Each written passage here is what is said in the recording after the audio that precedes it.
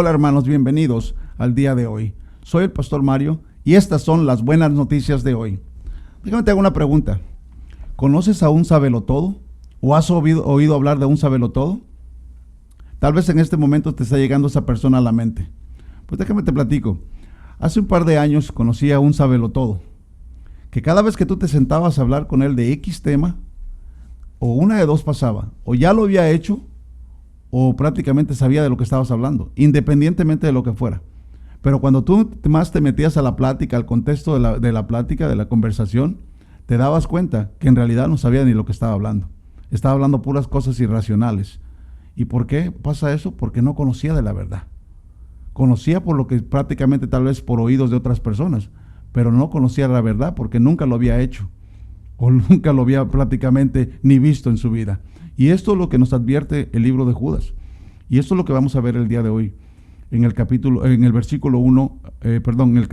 versículo 10.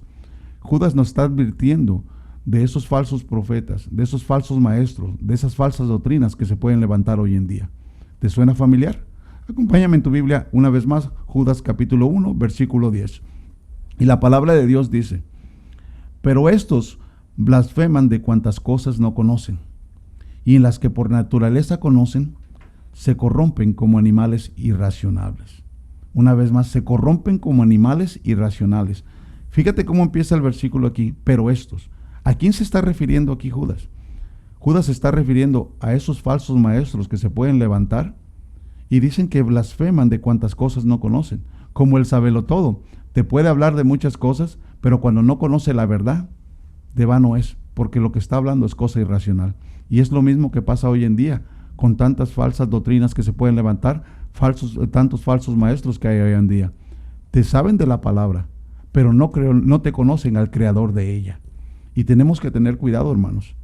¿Por qué? Porque estas personas están infiltradas muchas veces en las iglesias. No porque tú vengas a la iglesia, la persona venga a la iglesia, sirva, o esté haciendo sus devocionales, significa que están cerca de Dios.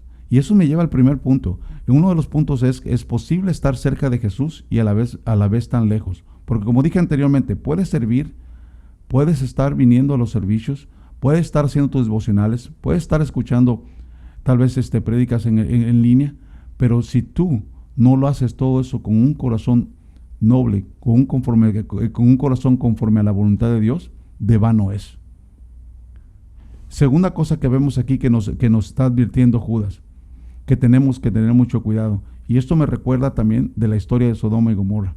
¿Por qué? Porque fueron ciudades que eran tan bendecidas por Dios, tan amadas por Dios, pero por su pecado, por su soberbia, por su ignorancia, Dios tuvo que mandar un juicio. Ya que ellos prácticamente se les conocía como el Edén de Dios, porque eran ciudades que eran fructíferas, eran ciudades que tenían manantiales de agua, eran ciudades ricas, pero por su pecado los llevó a la perdición. ¿Y sabes por qué? Porque no estaban llenos, querían más y más. Y el segundo punto, hermanos, tenemos que tomar eso muy en cuenta, que el único que puede llenar ese lugar es Jesús. Y de la única forma que vas a poder hablar verdad es si conoces a la verdad. Y la verdad es Jesús una vez más, porque la palabra te dice que la verdad te hará libre, y el único que te da esa libertad es Él.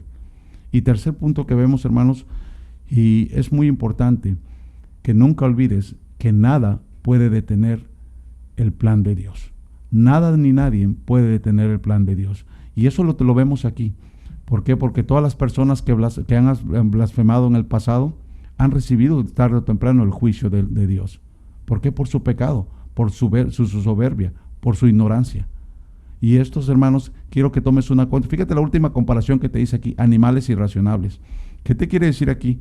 Los animales, por su naturaleza, reaccionan instintivamente, son salvajes, algunos tienen el sentido salvaje, otros reaccionan nada más por su instinto.